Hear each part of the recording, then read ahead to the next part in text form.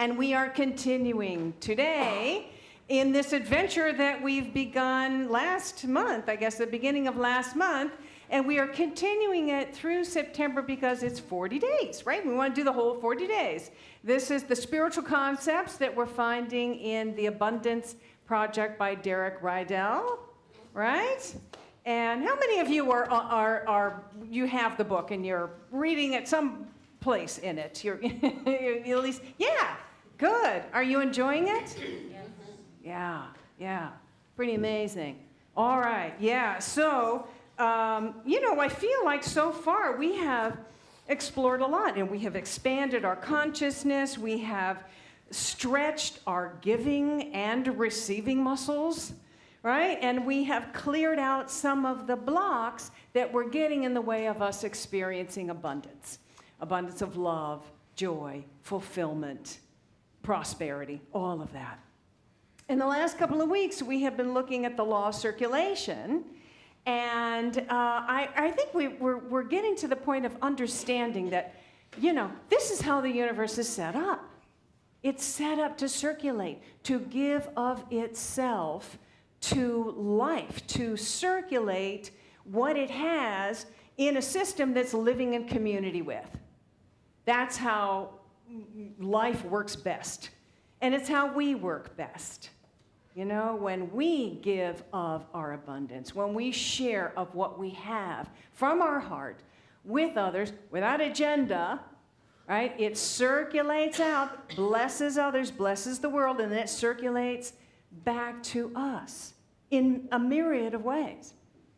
And when we receive it, right? When we receive it, allow ourselves to receive it and appreciate it and allow ourselves to be nurtured by all of the beauty and the love that is around us. It's available all the time.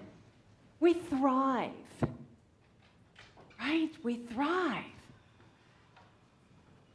And so I think we're also getting to the point where we're understanding that no one single person or place or situation is the source of our good. That we're realizing that there is one infinite source from which everything flows. One infinite source from which everything flows. And so specific people or jobs or investments or situations or places are the channels through which the one source is giving of itself to us. Right? It's giving of itself to us. And that gives us freedom, right?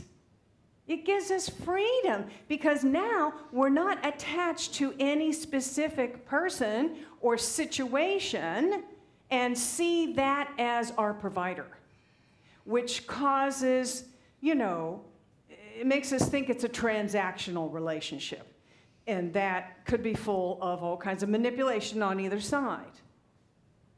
Instead, we want transformational relationships, right? And so one of the concepts that he goes into in this chapter is he's inviting us to shift our understanding from the way that we view the world, from one of a Newtonian view of life, that, it's material, there's a definite cause and effect, there's just so much, right? There's limited resources, there's just so many pieces of the pie.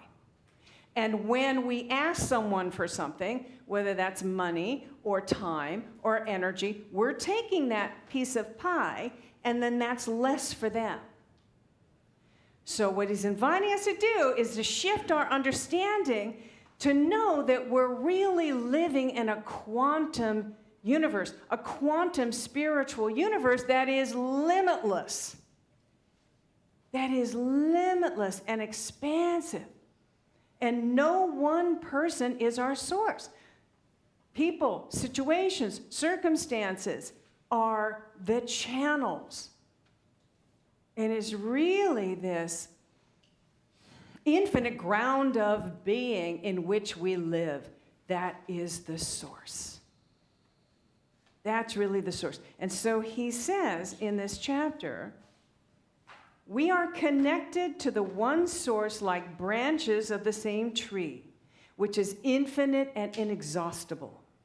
When we're willing to make a big demand of life and ask for what we need, we don't limit what's available, we expand the possibilities.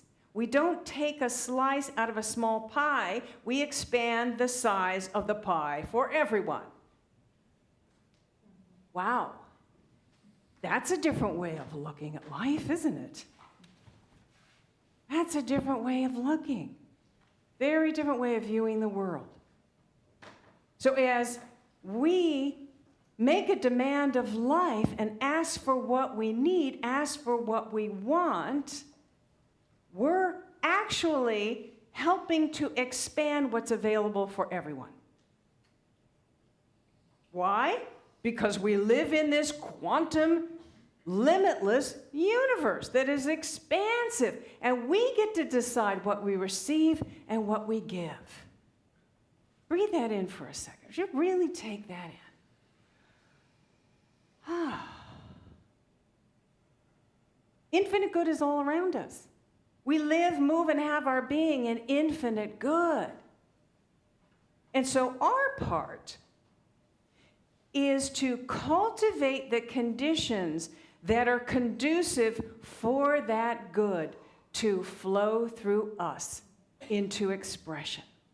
Whatever it is that we're asking, whatever it is that we're making the demand on, right? To allow that to move through us into expression. And when we do that, it creates an expansive good for all. It creates more possibility for all.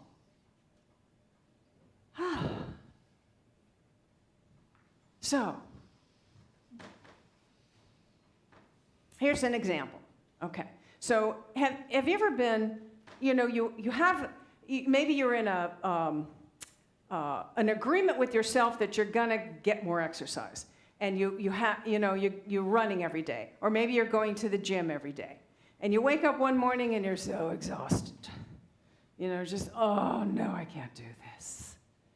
But you've made an agreement with yourself to go for a run, or maybe you've made an agreement with a partner, you're working out together, you're going to meet at the gym, you don't want to disappoint them, so you suit up, you get there, you go, and it's just so hard in the beginning. Right? Oh, and the first few steps you're taking is like, how am I ever going to get through this? Or whatever the reps that you're doing, how am I ever going to finish this? But you keep at it. And you notice after a while, you're generating energy. You're actually generating energy. And by the time you're done with it, you feel like, wow, now I feel so energized, I could probably do more. Anybody ever had that experience? Yeah, and you're feeling so good, you're more likely to smile at other people, or maybe share some of your love, or just, talk to people or whatever. You're sharing that. You're creating greater possibility for others. Or if you've ever had the experience of tithing. So let's say you've decided to tithe, and you are you're not sure, but you're like, okay, prove me now herewith. I'm going to prove this, right? I'm going to prove this principle. And you maybe give a big amount, and you're still a little worried that how am I going to cover my expenses? How am I going to, how am I going to do that? But you trust, right? You trust and you jump in. And then maybe a few days later or a few weeks later, just something comes out of nowhere. Somebody pays you back for a loan that you've completely forgotten that you've made, that you've given to them. Or maybe you get a raise, or, a long-lost uncle. It's like you get, some sort of inheritance, or a better job that pays better. And you're like, how did that happen? Well, it happened because you released the narrow viewpoint that there's limited resources. And when you take from one pile, you're diminishing the pile. Instead, you're embracing this idea that you are a branch connected with all the other branches in this infinite tree of life that is flowing its life energy into all the branches. And when you tap that flow, you create a greater flow for all. Let's affirm that together. Let's anchor this in our consciousness by affirming this. When I tap the flow of good, I create more good for all. More good for all. Yeah. That's what we're doing. It's such a different way of seeing and experiencing, right? And so, now here's the thing. We don't need to know the how, right? We need to let go of the how this is going to work. How our good, the love of our life, our healing, our prosperity, our fulfillment, whatever it is going to manifest. We let go of the how. Our job is to expand our consciousness to accept the idea that we are an expression of infinite divine life. And then embrace the vision. Do this with me. We're embracing the vision of what we truly want. Now, activate the feeling tone of having. We're activating the feeling tone of having. So our good is not out there somewhere that we have to go get it, that we're separate from it. It's within us. We're activating the feeling tone of having it already, because you do. We're activating that. See? And then you're just listening to the inner guidance within you.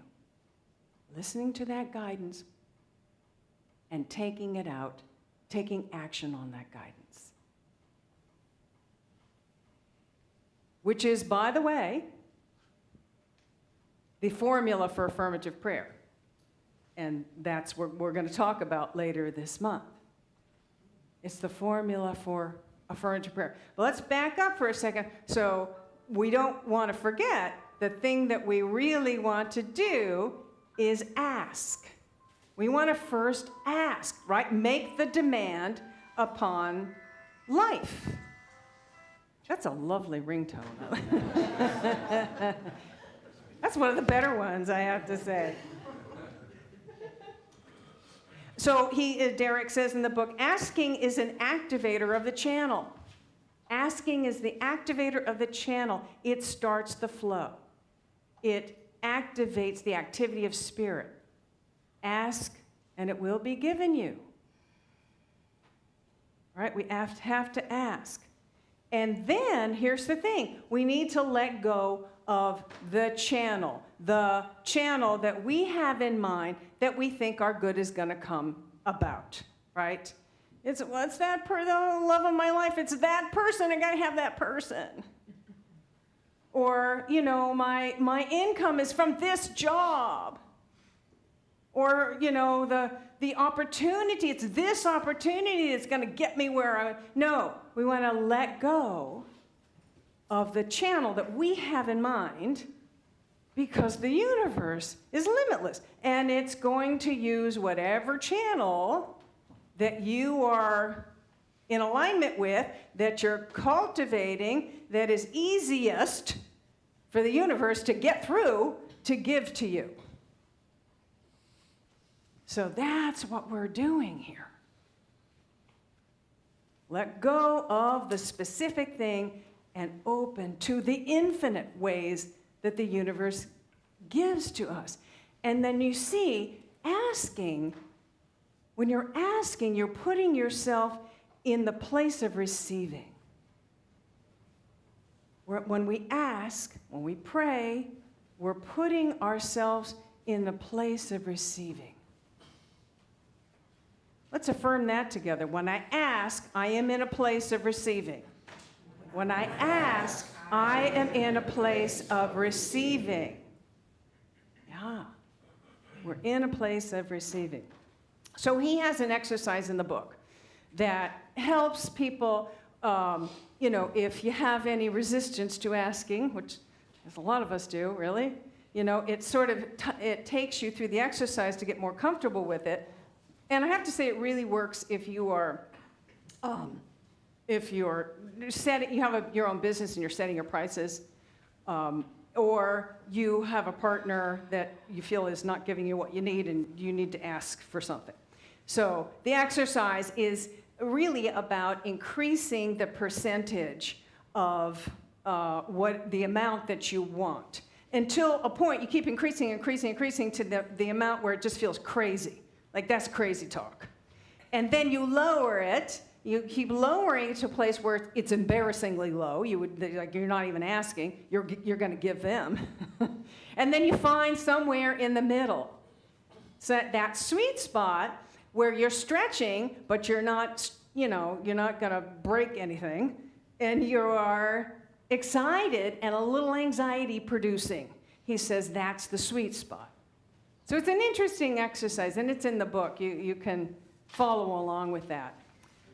So after I read this chapter, and the whole thing about asking is the activator, right, of the law, of principle, there's something I really wanted to ask, and I was really afraid to ask.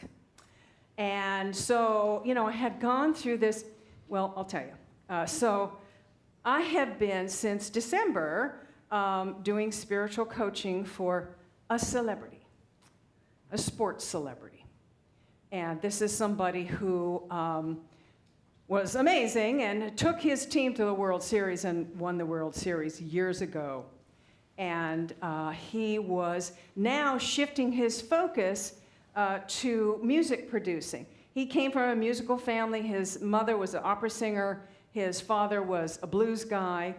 And I had known the parents because we all went to the same New Thought spiritual community in San Diego.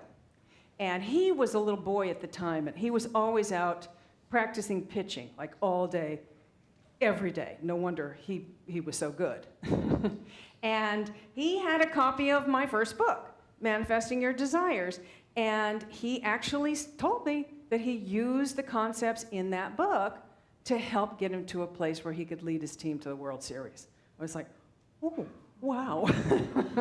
Wow, okay. You never know what you offer, what you do, how that's going to touch somebody, So anyway, he reached out to me and asked me to do some spiritual coaching, which we did. We worked for a while, and then, it was complete after a while. And so the request that I wanted to ask was for a testimonial. And I thought, he's never going to give me a testimonial. I mean, he's a celebrity. People don't want to know, they don't want to know. So I went and I did it. I read the chapter. I said, I can do this. So I asked, and a few days went by, and nothing. I thought, I shouldn't have done that. That was stupid. But I kept at it. I trusted, and then I got the email. He sent me a beautiful testimonial. So and it would not have happened if I did not ask, right? So ask for what you want, right? And so, so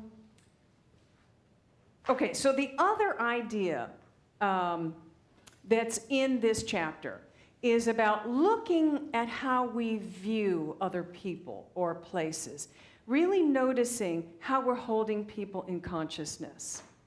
And if we're thinking of others as limited or less than. If you're seeing anybody as anything less than, fully capable and powerful and full potential, then you are limiting them. You're limiting them and what they can contribute to you. So he shares a story in the book about 3 teachers that were in this study. And each teacher had a set of students that were coming in for the year. And the first teacher, I don't know who did the study, they told this teacher that your students are high achievers. They're like off the charts, high achievers. And then the other teacher was told, your students are below average. And then the third was a control group that was not told anything. So at the end of the study, guess what happened? The teacher who was told that their students were high achievers tested well above average for the entire district. Some of the highest scores for the entire district. And the students, the teacher that was told their students were below average scored the lowest of the district. And the teacher that was not told anything was just, everything was basically in line average with all the other test scores. Interesting, right? So it was how the teacher was holding in their consciousness those students and the expectations that mirrored what they were told about them, which led, obviously, to their behavior, how they acted towards somebody, and that's their expectation was realized. So we want to think about, how we're holding other people and how we are looking at life in general and really embracing the idea that each and every one of us is a glorious expression of divine life, fully capable, highly powerful. And when we see that about somebody and we know that about somebody, it's like they grow in that light. They grow in that light.